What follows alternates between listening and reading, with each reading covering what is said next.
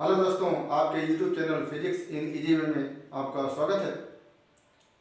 पिछला video clip आपने देखा होगा, उसमें हमने अन्योन्य प्रेरकत्व तथा भंवर धारा से संबंधित तथ्यों को हमने आप लोगों के बीच रखा था। आज हम एक नए चैप्टर को लेकर के आए हैं जिसका नाम है अल्टरनेटिव करंट जनरेटर, प्रत्यावर्ती धारा जनित्र, जिसको एक शब्द में डायनामो कहते हैं।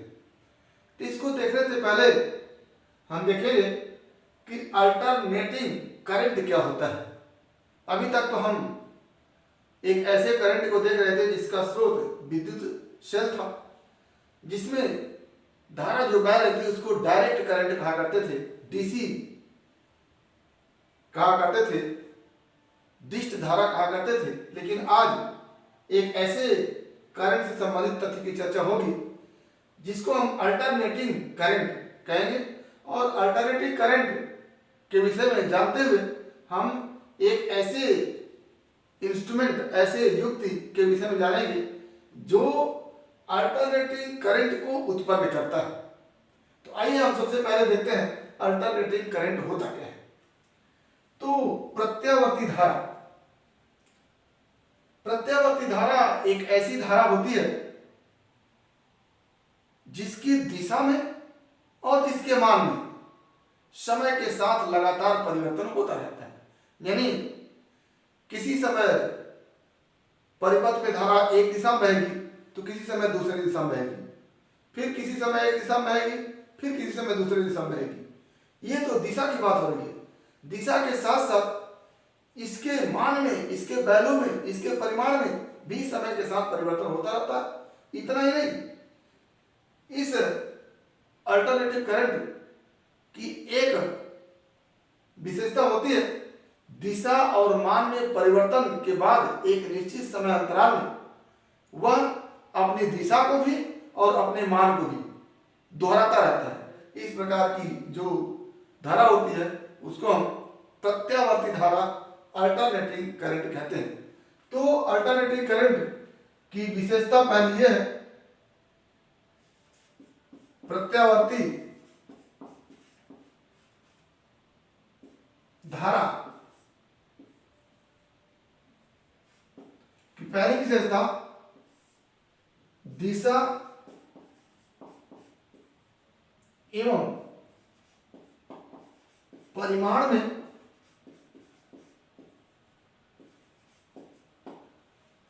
समय के साथ परिवर्तन, समय के साथ परिवर्तन। और दूसरी विशेषता होती है कि दिशा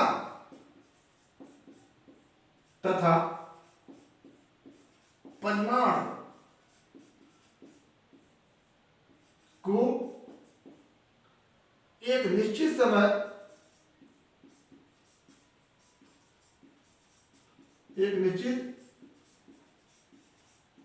समय अंतराल में दोहराना, एक निश्चित समय अंतराल में दोहराना। दो इसकी विशेषता होती है।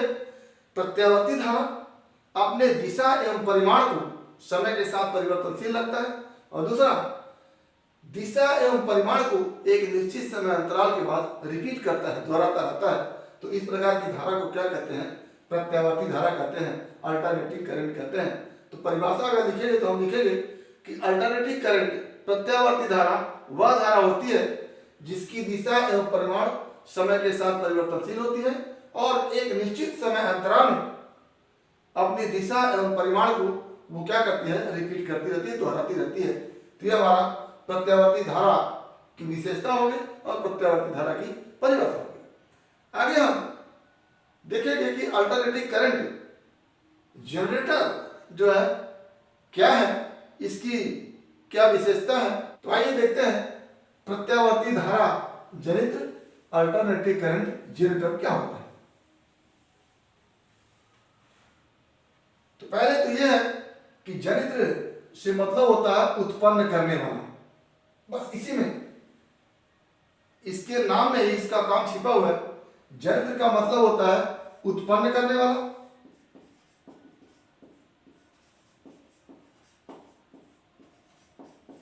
क्या उत्पन्न करने वाला?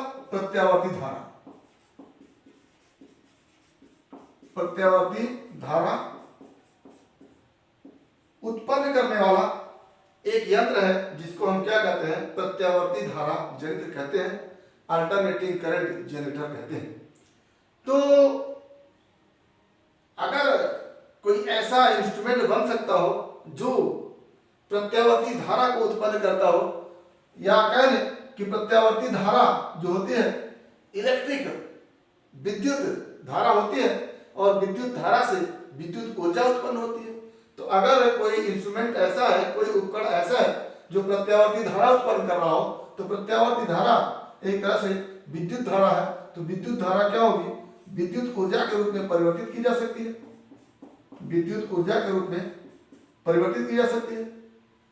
तो एक तरह से कह दिया जाए कि प्रत्यावर्ती धारा जनित्र एक ऐसा इंस्ट्रूमेंट है जो प्रत्यावर्ती धारा उत्पन्न करके विद्युत ऊर्जा को उत्पन्न कर देता है। लेकिन कंजर्वेशन ऑफ एनर्जी कहता है कि आज तक कोई इंस्ट्रूमेंट ऐसा नहीं बना हुआ है जो ऊर्जा को उत्पन्न करता हो। या कह लें कि कंजर्वेशन ऑफ एनर्जी ऊर्जा संरक्षण का नियम कहता है कि ऊर्जा को न तो उत्पन्न किया जा सकता है न तो नष्ट किया जा सकता है, बल्कि ऊर्जा का रूपांतरण एक रूप से दूसरे रूप में किया जा सकता है। तो कहने का आशय यह है कि अगर हम ये कह रहे हैं कि प्रत्यावर्ती धारा जनित्र प्रत्यावर्ती धारा के माध्यम से विद्युत ऊर्जा का उत्पादन करता है, तो ये कंजर्वेशन ऑफ एनर्जी के नियम के विरुद्ध होगा। तो हम इसको इस तरह से देखते हैं कि निश्चित रूप से ये विद्युत ऊर्जा हमको देता होगा, लेकिन इसके एवज में हमसे कोई ऊर्जा ले रहा होगा, यानी ये ऊर्जा का रूपांतरण विद्युत ऊर्जा में करके हमको दे रहा होगा, न कि विद्युत ऊर्जा का उत्पादन कर रहा होगा। तो इस प्रत्यावर्ती धारा जनित्र के नाम से मतलब केवल इतना है कि यह एक ऐसा उपकरण है जो किसी प्रकार की ऊर्जा लेता है और विद्युत ऊर्जा देता है।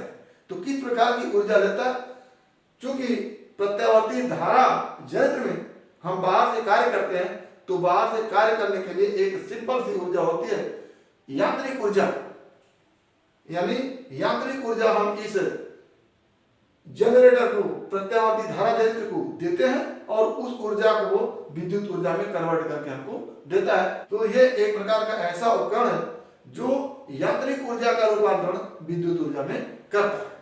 तो विद्युत जनित्र के विषय में या प्रत्यावर्ती धारा जनित्र के विषय में हम लिखेंगे कि प्रत्यावर्ती धारा जनित्र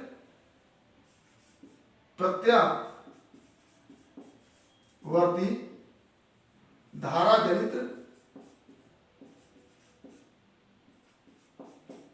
जनित्र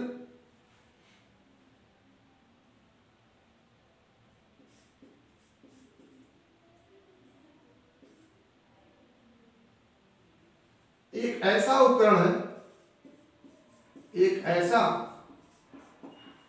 उपकरण है जो दिए गए यांत्रिक ऊर्जा को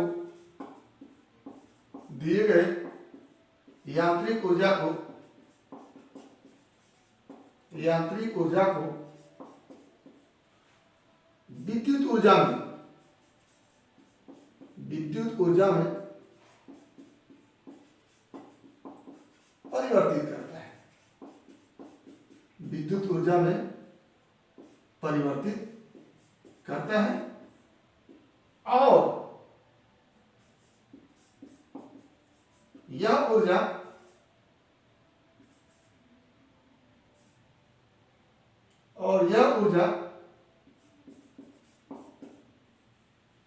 प्रत्यावर्ती विभव अथवा प्रत्यावर्ती धारा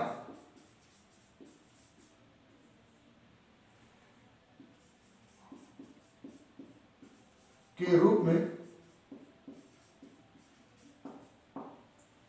प्राप्त होता है।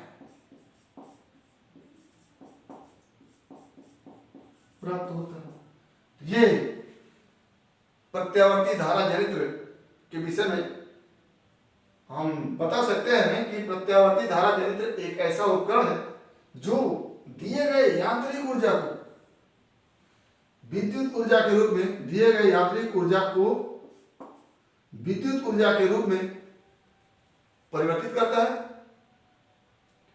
और यह ऊर्जा प्रत्यावर्ती विभव के रूप में निकलती है या प्रत्यावर्ती धारा के रूप में निकलती है। ये हमारा प्रत्यावर्ती धारा जनित्र के विषय में छोटा सा इसका इंट्रोडक्शन हो गया, छोटा सा परिचय हो गया कि प्रत्यावर्ती धारा जनित्र एक ऐसा उपकरण है जो दिए गए यांत्रिक ऊर्जा को विद्युत ऊर्जा के रूप में परिवर्तित करता है और यह विद्युत ऊर्जा प्रत्यावर्ती विभव के रूप में अथवा प्रत्यावर्ती धारा के रूप में हमें प्राप्त होता है। आगे अप्रत्यावर्ती धारा जनित्र या अल्टरनेटिंग करंट जनरेटर के फिगर को, के संरचना को हम यहाँ पर प्रस्तुत किए हैं आपके सामने। तो इसमें विभिन्न भाग होते हैं जिसके विषय में हम परिचय कराते चलते हैं आपसे। तो पहला तो इसका जो भाग है वो है शक्तिशाली चुंबकीय क्षेत्र, शक्तिशाली चुंबकीय ध्रुव एवं शक्तिशाली चुंबकीय क्षेत्र। जैसा कि आप देख पा रहे हैं कि ये किसी शक्तिशाली चुंबक का उत्तरी ध्रुव है और ये किसी शक्तिशाली चुंबक का दक्षिणी ध्रुव है। दोनों ध्रुव एक दूसरे से कुछ दूरी पर हैं।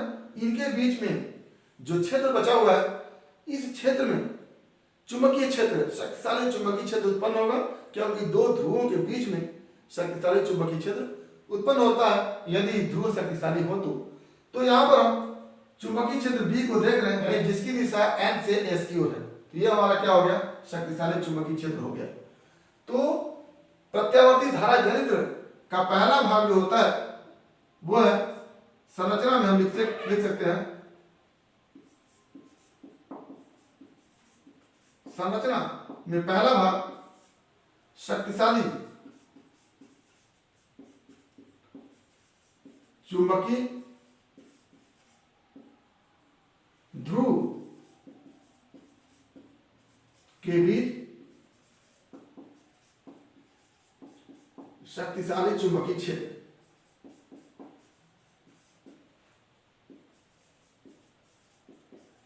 चुंबकीय क्षेत्र, ये संरचना का पहला पार्ट है। जैसा कि आप देख पा रहे हैं कि एक यह ध्रुव है, दूसरा यह ध्रुव है, दोनों ध्रुवों के बीच में एक क्षेत्र है जिसमें चुंबकीय क्षेत्र एन से एस की ओर है और इस चुंबकीय क्षेत्र को हम बी से दिखा रहे हैं। ये पहला पार्ट हो गया। दूसरा पार्ट इस संरचना में आप लिखेंगे कि प्रस्तुत चित्र में एन और एस दो शक्तिशाली चुंबकीय ध्रुव है जिनके बीच एन से एस की ओर चुंबकीय क्षेत्र उत्पन्न है। और दूसरा पार्ट जो होता है वो है आर्मेचर कुंडली, आर्मेचर कुंडली।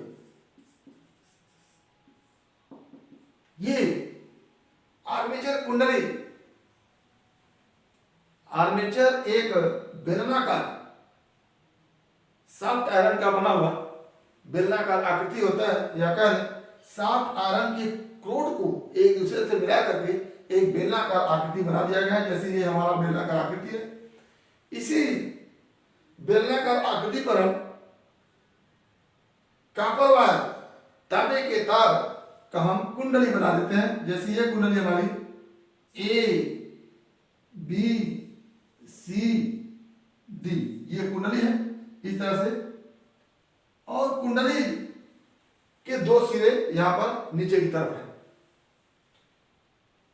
और ये कुंडली इसी चुंबकीय क्षेत्र में अपने अक्ष के परितः, ये कुंडली आर्मेचर में लगा हुआ शाफ्ट है ऊपर नीचे, इसी शाफ्ट के परितः कुंडली क्या होती है, ये जब आर्मेचर घूमता है तो ये कुंडली भी उसके साथ साथ इसी चुंबकीय क्षेत्र में घूमती रहती है। तीसरा जो हमारा पार्ट है वो है विभक्त वलय एवं ब्रूस। तो तीसरे भाग में आते हैं तो हम लिखते हैं विभक्त वलय विभक्त वलय एवं कार्बन ब्रूस, विभक्त वलय एवं कार्बन ब्रूस।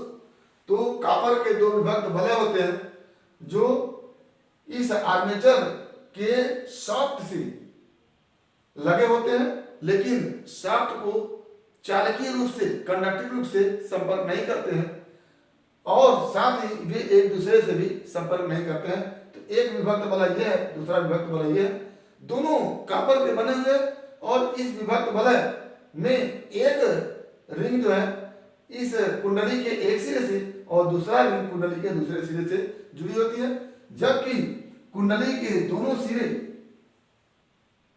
इस कॉइल के दोनों सिरे एक दूसरे से संपर्क न करके डायरेक्ट जो है पहला सिरा पहले वलय के साथ, पहले रिंग के साथ और दूसरा सिरा दूसरे रिंग के साथ जुड़ा होता है।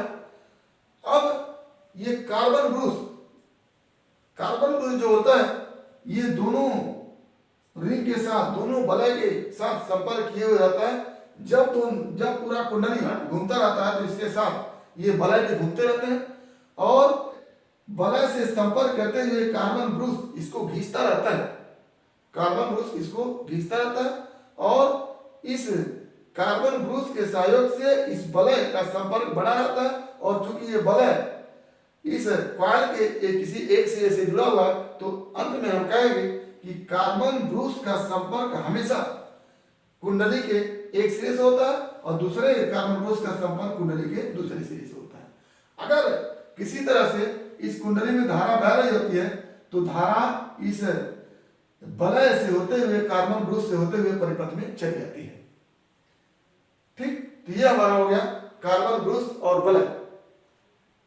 अब इस वलय और कार्बन ब्रूस की आवश्यकता क्यों हुई इसको हम देखते हैं। जैसे यदि हम इस आर्मेचर को घुमाते हैं तो उसके साथ कुंडली भी घूमती है। अगर कुंडली में किसी तरह से विद्युत धारा प्रवाहित होती है, इसको हम बाहर लेना चाहते हैं, तो अगर बिना वलय और बिना कार्बन ब्रूस के लेते हैं तो ये कुंडली घूमती रहती है, उसके साथ इसके तार जो होते हैं एक दो चक्कर में लपेट जाएंगे अपने में, और लपेट जाने के बाद वो क्या हो जाएंगे, ब्रेक हो जाएंगे। इसी अव्यवस्था से बचने के लिए हम क्या करते हैं कि कुंडली का एक सिरा एक वलय से और कुंडली का दूसरा सिरा दूसरे वलय से जोड़ देते हैं और वलय कुंडली के साथ साथ वलय भी घूमता रहता है। वलय से लगातार कार्बन ब्रूस क्या होता है, संपर्क में रहता है और जब कुंडली में धारा बहती है, कुंडली के किसी सिरे में धारा बहती है तो वो वलय से होते हुए, कार्बन ब्रूस से होते हुए परिपथ में चली जाती है। तो ये वलय और कार्बन ब्रूस का काम होता है। तो ये हमारा प्रत्यावर्ती धारा यंत्र की संरचना हो गई। इसमें शक्तिशाली दो चुंबकीय ध्रुव होते हैं जिनके बीच चुंबकीय क्षेत्र शक्तिशाली होता है और यह यंत्र से एस की ओर चलता है। दूसरा जो पार्ट है वो आर्मेचर तथा कुंडली है। आर्मेचर शाफ्ट आयरन के बने हुए क्रोड से बना हुआ एक बेलनाकार आकृति होता है जिसके ऊपर कुंडली अनेकों संख्या में लपेटी जाती है। कुंडली का एक सिरा किसी एक वलय से और दूसरा सिरा किसी दूसरे वलय से जुड़ा होता है। ये वलय न तो आपस में एक दूसरे से संपर्क में रहते हैं, न तो आर्मेचर के शाफ्ट के संपर्क में रहते हैं। यानी वलय का सीधा सीधा संपर्क केवल कुंडली के सिरे से होता है और इन वलय का संपर्क कार्बन ब्रूस से होता है और कार्बन ब्रूस लगातार इस वलय को घिसता रहता है।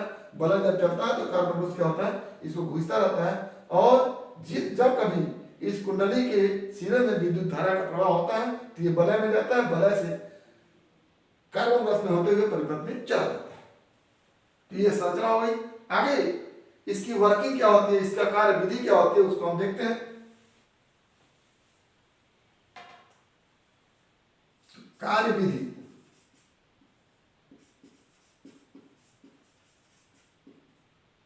कार्य विधि में क्या होता है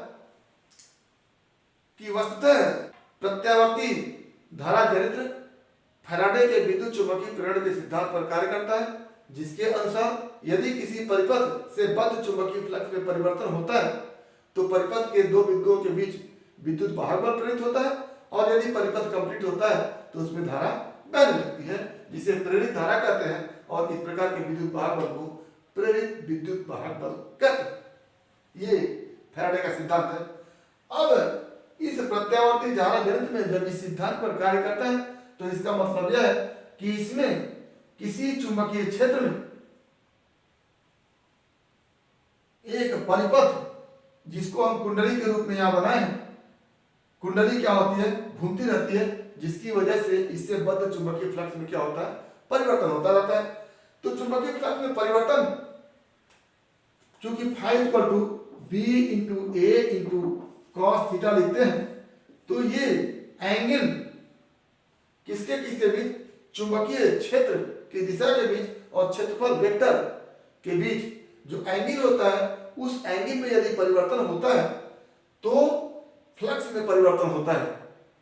तो ऐसी स्थिति में जब ये आर्मेचर इस चुंबकीय क्षेत्र में राउंड राउंड घूमता है तो इस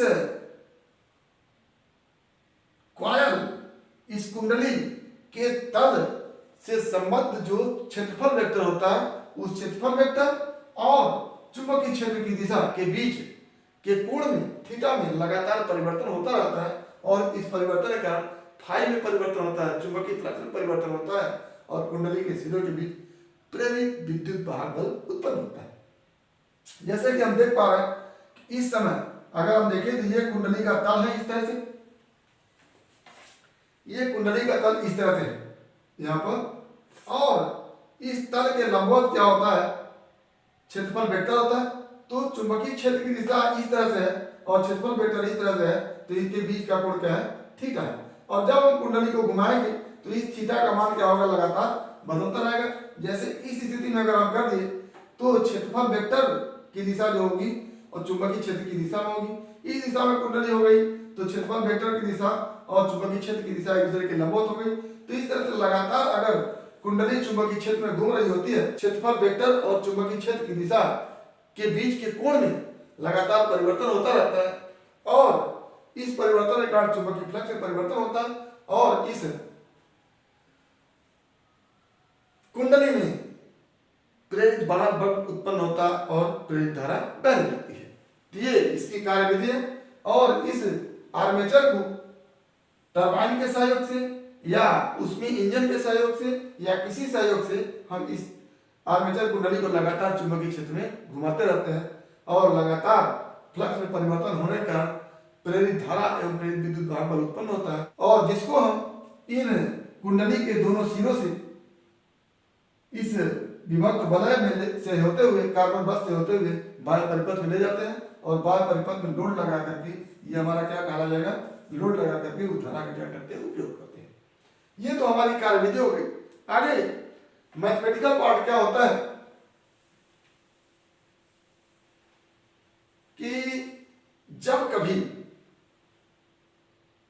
ये कुंडली चुंबकीय क्षेत्र में घूम रही होती है, मान लिया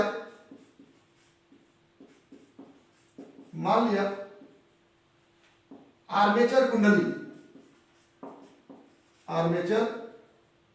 कुंडली ओमेगा कोणीय वेग से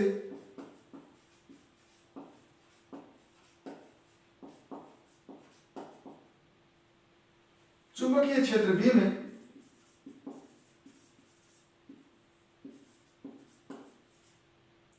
में घूम रहा है और किसी समय टी पर कुंडली से संबद्ध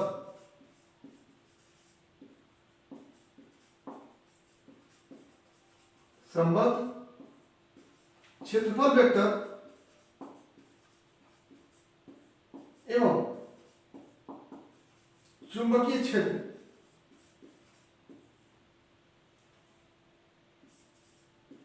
के बीच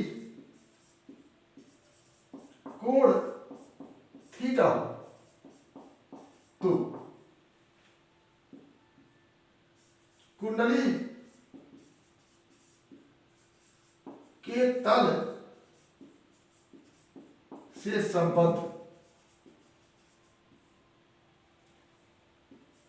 चुंबकीय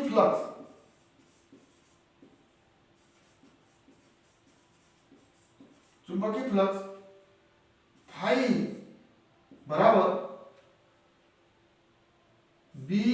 into A into cos theta होगा। Since theta equal to omega T होता है, क्या लिखेंगे, phi equal to B into A into cos theta की जगह ओमेगा टी लिख देंगे। और यदि कुंडली में, अभी तो एक ही कुंडली की बात हो रही है, लेकिन इस आर्मेचर में ढेर सारी कुंडलियां होती हैं। यदि कुंडली की संख्या n हो जाए तो यहाँ पर एक कुंडली से b into A into cos theta चुंबकीय फ्लक्स है, तो n कुंडली हो जाए तो यहाँ पर हम क्या कर लेंगे, n से मल्टीप्लाई कर लेंगे। ये किसी समय t पर इस समस्त कुंडलियों से गुजरने वाला चुंबकीय फ्लक्स फाई है। अब हम जानते हैं फैराडे के नियम अनुसार कि इस कुंडली से गुजरने वाले चुंबकीय फ्लक्स में परिवर्तन का जो दर होता है वही मान क्या होता है, प्रेरित विद्युत वाहक बल के बराबर होता है। तो ऐसी स्थिति में लिखते हैं फैराडे के नियमानुसार, फैराडे के नियमानुसार क्या लिखते हैं, E equal to minus D phi upon D T. ये हम जानते हैं, तो ये फाई हमारे पास है, तो यहां से आ जाता है E equal to minus D D T of phi, phi का मान लिखेंगे या डी टी ऑफ फाई का मान एन बी ए कॉस ओमेगा टी, ये लिख देंगे। और यहां से E इक्वल टू हो जाता है माइनस, फिर या हम n को बाहर निकाल सकते हैं, b को बाहर निकाल सकते हैं, a को बाहर निकाल सकते हैं, डी डी टी आप क्या कह सकते हैं, cos ओमेगा टी। क्यों? क्योंकि आर्मेचर में कुंडलियों की संख्या एक बार जो लपेट दी गई है वो बदल नहीं सकती, n कांस्टेंट हो गया। चुंबकीय क्षेत्र n और s के बीच जो चुंबकीय क्षेत्र b है उसमें परिवर्तन हो नहीं सकता, और किसी एक कुंडली के तल का जो क्षेत्रफल है वो a कांस्टेंट है। तो ऐसी स्थिति में n b और a कांस्टेंट होगा, तो हम डिफरेंशिएट करेंगे केवल cos ओमेगा थीटा, और डिफरेंशिएशन में हमको मिलेगा E equal to minus N B A और माइनस साइन ओमेगा टी और इंटू ओमेगा, ये हमारा हो गया। तो ओमेगा बाहर निकल के आएगा, तो ये हो जाएगा E equal to minus N B A omega sine omega T, और माइनस माइनस मिलकर क्या हो जाता है, प्लस हो जाता है। ये हमारा प्रेरित विद्युत वाहक बल E का मान हो गया एन बी ए साइन ओमेगा टी। इस प्रेरित विद्युत वाहक बल को कभी V से लिखा जा सकता है, कभी E से लिखते हैं। तो आइए हम इस E को हम V के रूप में लिखते हैं।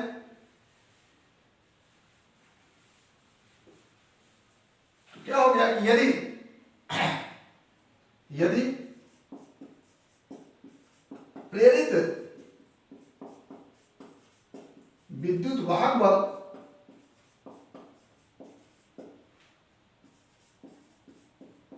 को V से लिखा गया,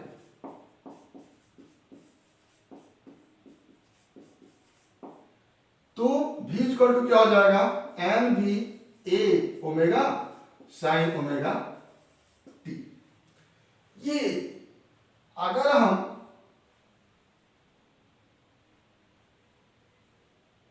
V के अधिकतम मान को देखना चाहें तो ओमेगा टी का मान क्या होना चाहिए, 90 डिग्री होना चाहिए, यानी omega T equal to theta का मान 90 डिग्री होना चाहिए।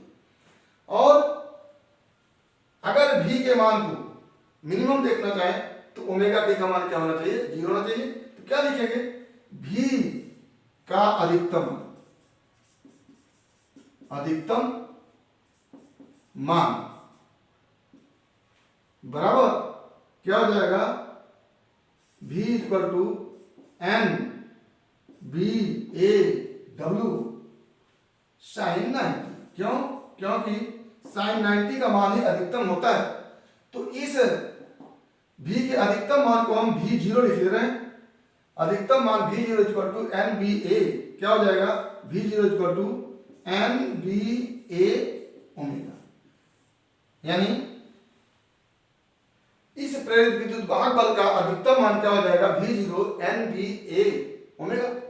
तो अब यहां से ये क्या बन के आएगा कि V equal to V0 sine omega T, ये हमारा एक इक्वेशन हुआ। इस इक्वेशन के अनुसार समय के सापेक्ष विद्युत वाहक बल में क्या हो रहा है, परिवर्तन होता जा रहा है। तो एक तो बात बन गई कि समय के सापेक्ष विद्युत वाहक बल में परिवर्तन हो रहा है। अब ओमेगा टी का मान एक बार हमने 0 रखा तो मिनिमम आ गया, और एक बार 90 रखा तो अधिकतम आ गया। आगे हम फिर 180 रख देते हैं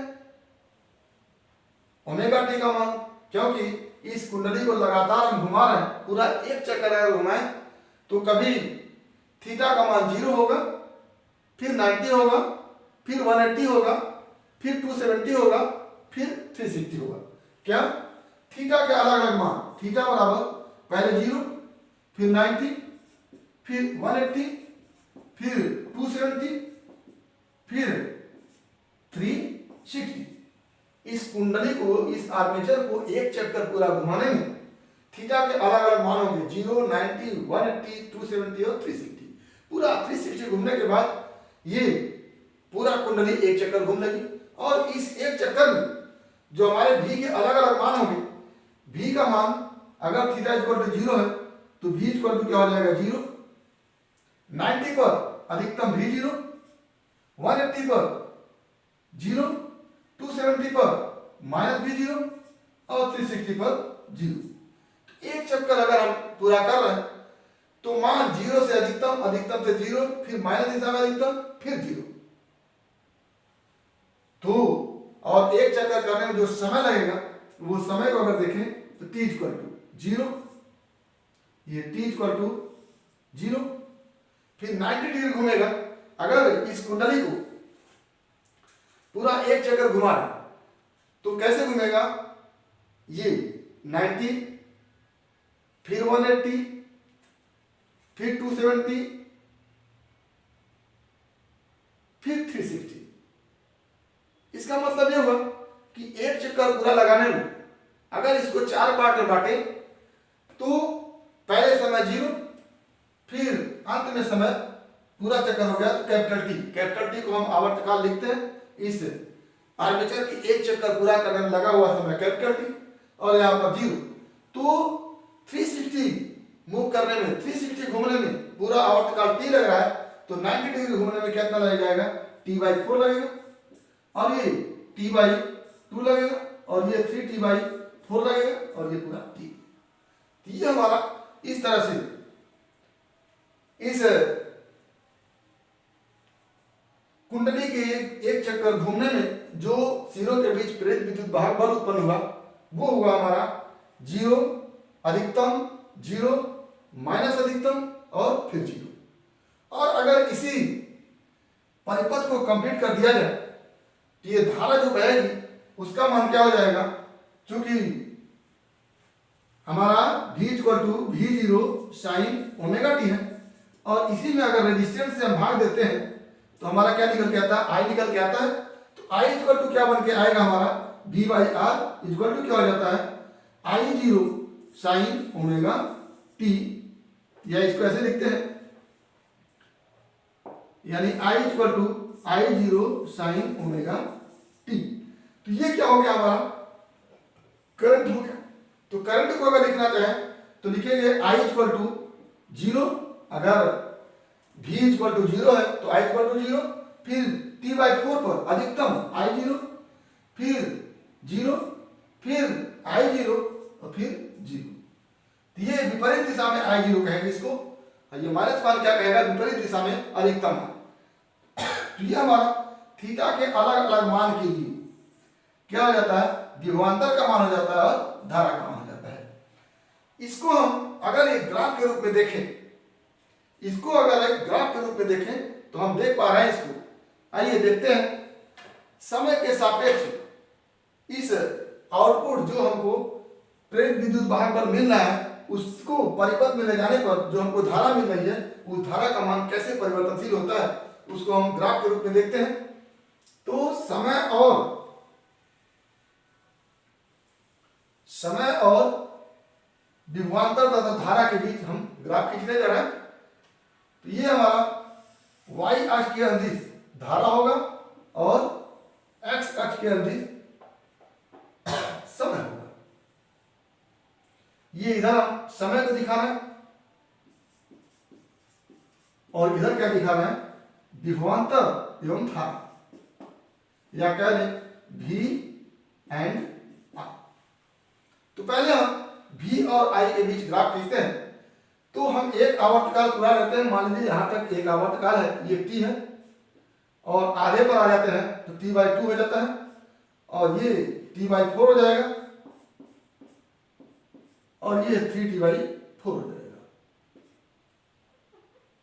3T/4 होगा। तो ये हमारा समय को 4 पार्ट में बांट दिए।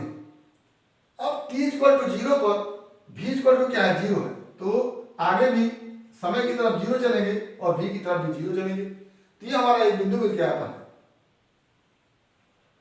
और t=t/4 पर v=v0 और v0 को हम कहते हैं कि ये अधिकतम मान है।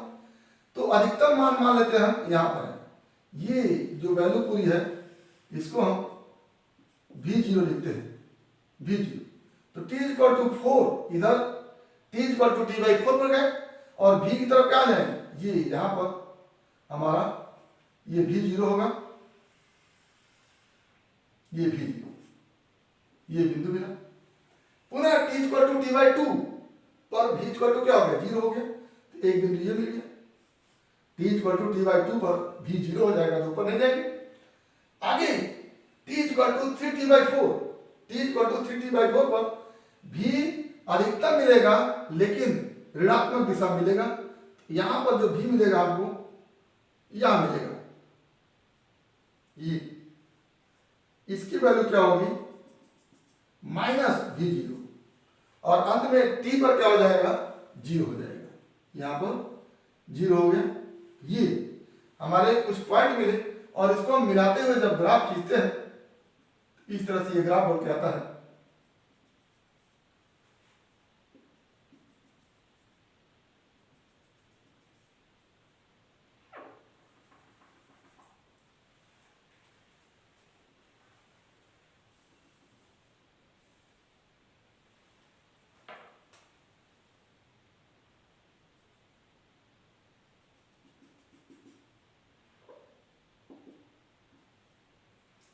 ये पुनः अगर दूसरा चक्कर हम चलते हैं तो दूसरे चक्कर में भी इसी तरह का ग्राफ आपको मिलता है। तो ये हमारा हो गया कौन सा graph, VI graph, sorry VT graph. ये हमारा हो गया VT ग्राफ। आगे इस V में R से डिवाइड करते हैं, यानी इस परिपथ में जो प्रतिरोध लगा हुआ है उस प्रतिरोध से डिवाइड करते हैं तो I का मान मिल के आता है, यानी I0 जो होगा वो V0/R करेंगे तो I0 मिल जाएगा। तो I0 का मान कुछ V0 से कम होगा। तो यहां पर हम क्या करते हैं, ये I0 लिखते हैं।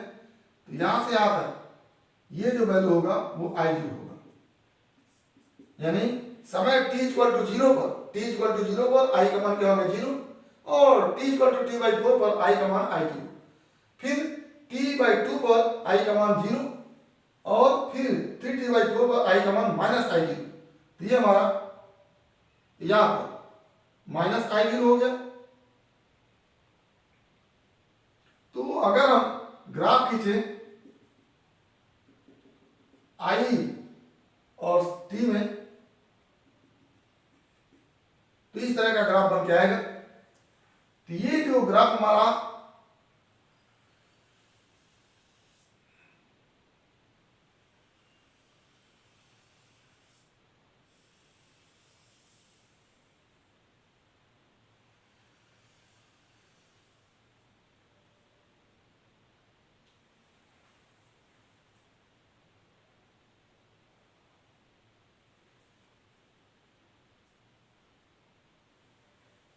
ये VT टी ग्राफ है और ये क्या है, आई टी ग्राफ है।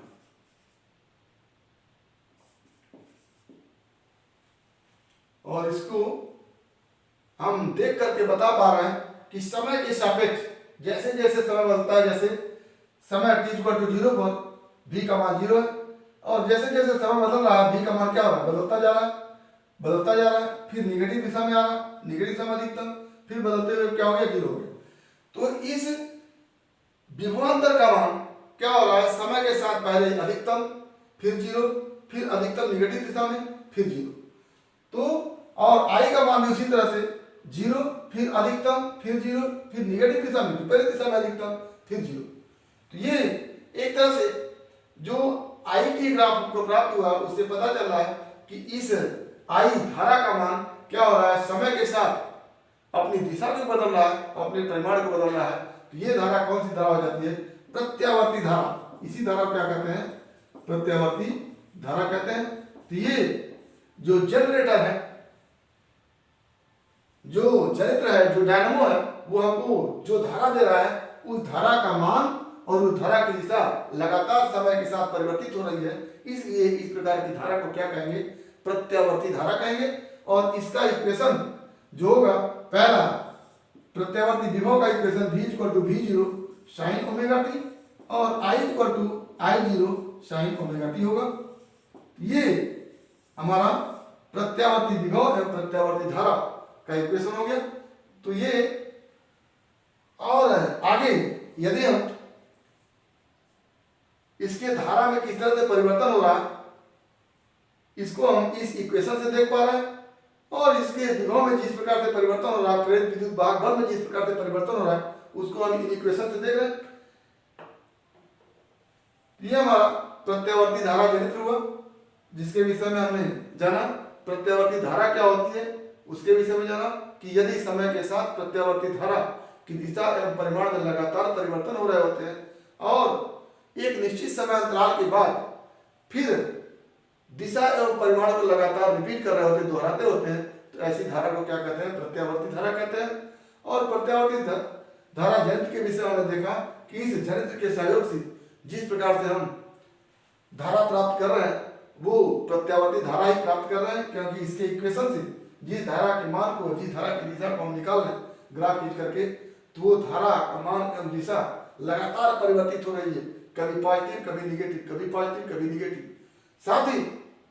साथ ही एक निश्चित समय अंतराल बाद, जैसे एक चक्कर में ये धारा आपको प्राप्त हुई है, ये धारा प्राप्त हुई, दूसरे चक्कर में पुनः यही धारा प्राप्त होगी, तो साथ ही एक निश्चित समय अंतराल बाद धारा अपने प्रत्येक मान को और दिशा को लगातार क्या कर रही है, रिपीट कर रही है। तो प्रत्यावर्ती धारा जनित्र के माध्यम से जो हमको धारा मिल रही है, जो हमको विभव मिल रहा है, वो प्रत्यावर्ती विभव एवं प्रत्यावर्ती धारा के समस्त विशेषताओं को रिपीट कर रहा है, समस्त विशेषताओं को बता रहा है, इसलिए ये धारा जो होगी वो प्रत्यावर्ती धारा और विभव प्रत्यावर्ती विभव होगा। तो उम्मीद करते हैं कि प्रत्यावर्ती धारा और प्रत्यावर्ती विभव से संबंधित तथ्य आपको समझ में आए होंगे। यदि इसमें किसी प्रकार की परेशानी हो तो आप हमारे YouTube चैनल में कमेंट बॉक्स में कमेंट करके अपनी समस्या का समाधान करेंगे। और यदि वीडियो क्लिप पसंद आए तो प्लीज लाइक करेंगे, शेयर करेंगे, साथ ही हमारे YouTube चैनल को सब्सक्राइब करेंगे, ताकि इस तरह के वीडियो क्लिप का नोटिफिकेशन आपको मिलता रहे और आपके फिजिक्स की तैयारी होती रहे। तो आज बस इतना ही। अगला टॉपिक अगले वीडियो क्लिप में एक बार फिर आपके भविष्य के लिए बेस्ट ऑफ लक। धन्यवाद।